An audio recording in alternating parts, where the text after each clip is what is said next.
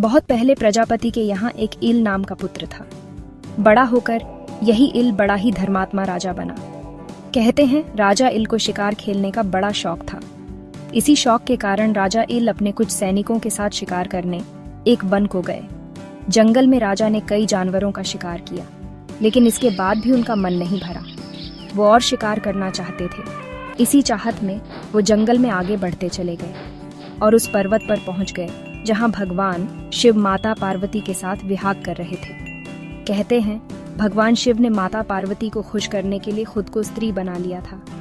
जिस समय भगवान शिव ने स्त्री रूप धारण किया था, उस समय जंगल में जितने जीव जंतु पेड़ पौधे थे सब स्त्री बन गए। चूंकि राजा इल भी उसी जंगल में मौजूद थे, सो राजा इल भी स्त्री बन गए और उनके साथ आए सारे सैनिक भी स्त्री बन गए। राजा इल अपने आप को स्त्री रूप में देख बहुत दुखी हुए। उन्हें समझ नहीं आ रहा था कि आखिर ऐसा कैसे हो गया।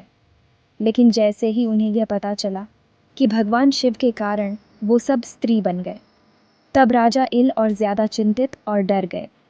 अपने इसी डर के कारण राजा इल भगवान शिव के चरणों में पहुंच गए, जहां उन्होंने भगवान शिव से अपने आप को पुरुष में परिवर्तित करने की अपील की। लेकिन भगवान शिव ने राजा इल से कहा कि तुम पुरुषत्व को छोड़कर कोई और वरदान मांग लो, मैं दे दूंगा। लेकिन इल ने दूसरा वरदान मांगने से मना कर दिया और वहां से चले गए।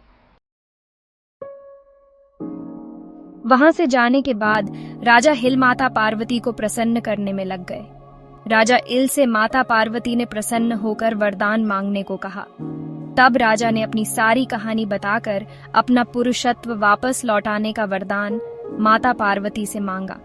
लेकिन माता पार्वती ने राजा से कहा कि तुम जिस पुरुषत्व का वरदान चाहते हो, उसके आधे हिस्से के दाता तो खुद महादेव हैं। मैं तो सिर्फ आधा भाग ही दे सकती हूँ। यानी तुम अपना आधा जीवन स्त्री रूप में और आधा जीवन पुरुष के रूप में व्यतीत कर सकते हो। अतः तुम कब स्त्री रूप में और कब पुरुष रूप में रहना चाहते हो, यह सोचकर मुझे बता दो।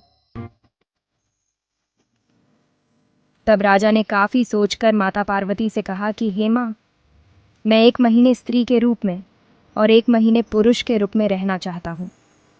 इस पर माता पार्वती ने तथास्तु कहते हुए राजा इल से ये भी कहा कि जब तुम पुरुष के रूप में रहोगे तो तुम्हें अपना स्त्री रूप नहीं याद रहेगा, और जब तुम अपने स्त्री रूप में रहोगे तो तुम्हें अपने पुरुष रूप का कुछ याद नहीं रहेगा।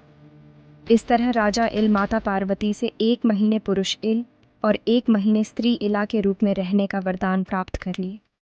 परंतु राजा के सारे सैनिक स्त्री रूप में ही रह गए।